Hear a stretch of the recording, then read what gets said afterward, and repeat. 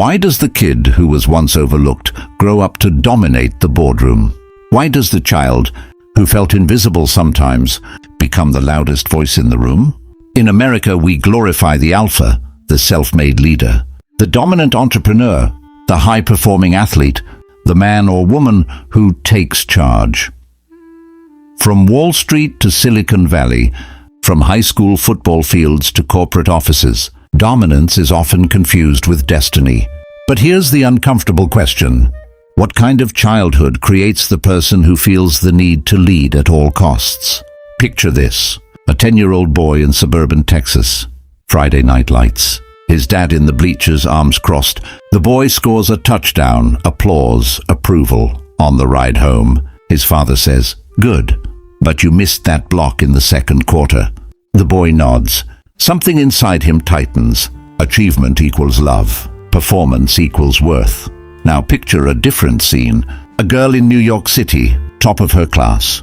Ivy League dreams. Her mother tells relatives at Thanksgiving she's going to be CEO one day. The girl smiles. Inside she thinks, I can't mess this up. Different families, different states. Same psychological pattern, identity built on performance. In American culture, independence is praised early. Be strong, don't be soft. Stand out. Children absorb this like oxygen. And for some, especially those who experience emotional distance, high expectations or instability, dominance becomes a strategy. Psychologists call this adaptive coping. When a child feels uncertainty, whether from divorce, financial stress, emotional neglect, or constant comparison, the nervous system seeks control. Control reduces anxiety.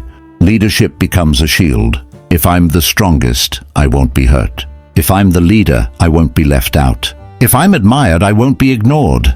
But here's the paradox. What looks like confidence may be protection. In American society, especially for boys, vulnerability is often discouraged. Man up. Stop crying. Handle it. So what happens to that sadness, that fear? It doesn't disappear. It transforms. It becomes competitiveness. It becomes drive. It becomes dominance. For girls, the script can be different but equally intense. Prove yourself. Be exceptional. Don't be weak. Many high-achieving women who are labeled alpha grew up feeling they had to outperform to be taken seriously. Two children can grow up to look equally powerful. One learned leadership through healthy encouragement. Parents who said, "We believe in you, even if you fail." The other learned leadership through pressure. You must succeed, or you are nothing. From the outside, both are ambitious. Inside, one is calm. The other is constantly running. Have you ever noticed how some leaders walk into a room and feel grounded? Not loud, not aggressive, and just centered. And others feel like they are constantly proving something.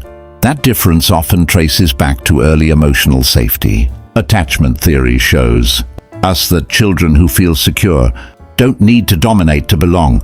They already feel worthy. But children who felt unseen, criticized, or emotionally unsupported may build what looks like an alpha personality to protect their deeper sensitivity. And here's something rarely discussed. Many so-called alphas are extremely sensitive at their core. They just learn to hide it, because in a culture obsessed with winning, softness can feel like a liability. Performance versus authenticity. Image versus inner world. Dominance versus true self-trust. America rewards performance, promotions, titles, followers, but it rarely asks, what did it cost you to become this strong? Behind many high-performing leaders is a child who once decided, I will never feel powerless again. And that decision can build empires, but it can also build walls. Now imagine that child at 35, successful, six-figure income, maybe a startup founder, maybe a partner at a firm, maybe the respected voice in every meeting. People describe them as driven, disciplined, intimidating, confident. But late at night, when the phone is down and the room is quiet, a different voice sometimes appears. What if I fail? What if they realize I'm not as strong as they think? Why do I still feel restless? This is the psychological shadow of the alpha identity. In American culture, especially in competitive environments, identity becomes fused with output. You are what you achieve, so if achievement slows down, identity shakes. That's why some alpha personalities struggle deeply with setbacks. A failed business, a lost promotion, a breakup they couldn't control. When control cracks, anxiety rises, because control was never just about leadership. It was about safety. Schemas, deep subconscious beliefs, drive this behavior.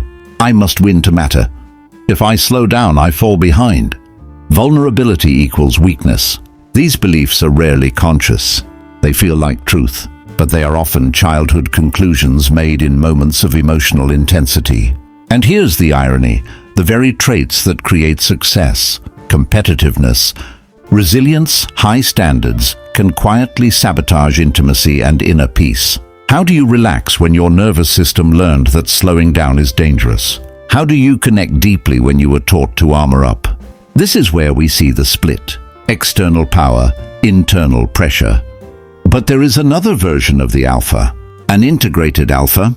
This is someone who has done the inner work, someone who recognizes their childhood patterns and chooses not to be ruled by them. They still lead, they still achieve, but they are no longer performing strength. They are embodying it. True strength is regulated. True power is calm. True leadership doesn't need to dominate. Think about the leaders you truly respect. Are they loud or are they composed? Do they intimidate or do they stabilize the room? The most powerful presence is not aggressive. It's grounded, and that groundedness comes from emotional integration, from allowing the inner child to finally feel safe without needing to prove anything. Because here's the deepest truth: the child who became alpha was trying to survive something. Pressure, neglect, instability, comparison, fear. And survival was brilliant. It worked. But adulthood offers a choice. You can continue chasing power to silence insecurity, or you can heal the insecurity and let power become effortless. In a culture that worships dominance, the rarest form of alpha is the one who doesn't need applause to feel whole. The one who can say quietly, I don't have to be the strongest in the room to be secure in myself. And maybe that's the ultimate evolution. The child who once fought to never feel small again, finally realizing they were worthy, even before they learned to win.